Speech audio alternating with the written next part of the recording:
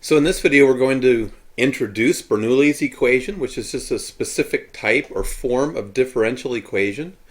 So if we have a differential equation, of the form dy dx plus p of xy equals f of x times y to the n, this is going to be called Bernoulli's equation.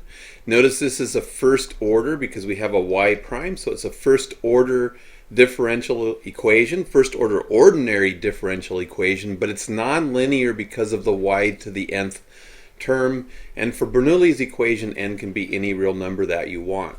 So the idea is, in the next video when we develop a solution technique for this, what we're going to show is that an appropriate substitution can reduce this to a first order linear differential equation. But before we do that video, I just want to discuss a couple things about Bernoulli's equation that are important. One, if you had the case where n is equal to 0, so if we think about dy dx, or just y prime plus p of xy equals f of x y to the n. If n is 0, this would be y to the 0, and as long as y wasn't equal to 0 itself, y to the 0 would just be equal to 1. And what you would notice is that we have a first order linear differential equation that could be solved with an integrating factor. So the case n equals 0 isn't going to be a case that we want to consider because we already have a solution technique for that case. If n is equal to 1, then we would get y to the first power here, or just y, and then we would be able to subtract the f of xy term from both sides.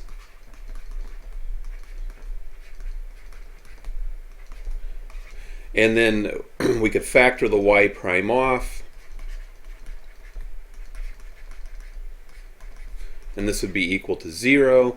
And then this is just the difference between two functions of x, which is just going to turn out to be some function of x.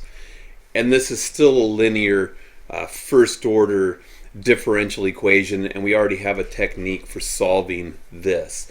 So we're not going to consider the case n equals 0 or the case n equals 1.